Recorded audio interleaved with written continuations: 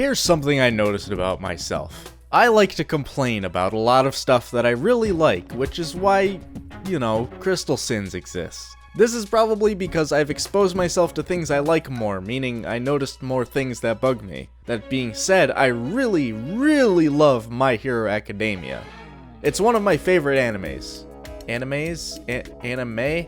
I'm not a fucking weeb, so I don't actually know. Anyway, I think the show is good, and I recommend it to basically anyone. That being said, there's one big issue I have with this show. Why isn't Two Heroes available on American Netflix? Pacing can be hard to pull off in a show. You need to keep a story running smoothly, not too fast and not too slow. Include enough details that the story makes sense, but not too many details. Too many unnecessary details end up slowing down the pace, causing the episode to drag along like a ship with its anchor down, and you'll end up losing people's attention.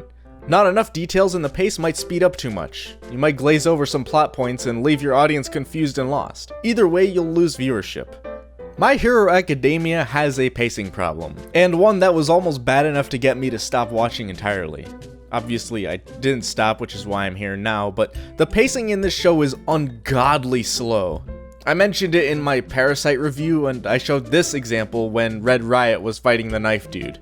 This villain throws the attack and a whole minute and a half goes by before the attack actually lands. You could argue that this is a big moment for the character, but it really isn't, at least not big enough for a 90-second flashback. And it isn't just one flashback, there are flashbacks layered inside the flashback. It's also 30 whole seconds between when the first attack connects and the second attack because of all the internal dialogue and attack telegraphing.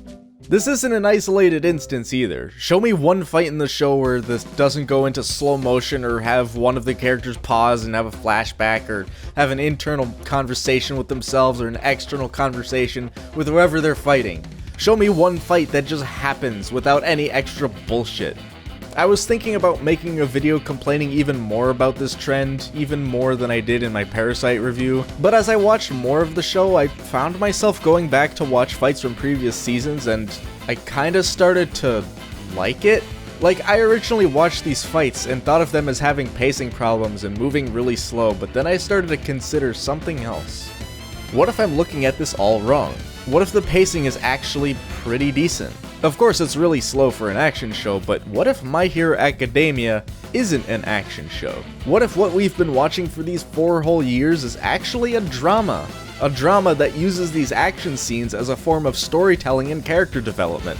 I might be talking out of my ass here, but the more I consider it, the more it makes sense to me. The more I look at it, the more the show seems to blur the line between these two genres. A drama that uses these action show elements to push the story forward is actually brilliant to me. Any other show would just use the action as a spectacle, just something cool to look at without any real substance. Like, you could choreograph the fight however you wanted and it wouldn't really change the plot of the episode whatsoever. And sometimes brainless action can be fun.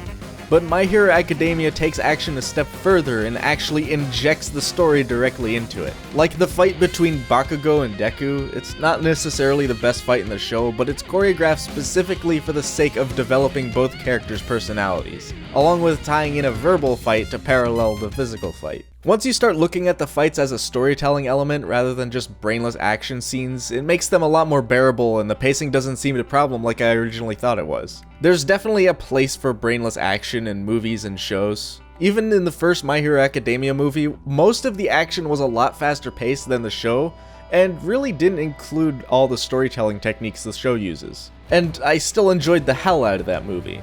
If you're coming to watch this show for the action and are disappointed that it's slow-paced and not action-y enough, you might be coming here for the wrong reason. This show is a drama. If you want to watch action, go watch Two Heroes. And I haven't seen the second movie. Also, why is Two Heroes not available on American Netflix but is available in the UK? I had to watch it with a goddamn VPN.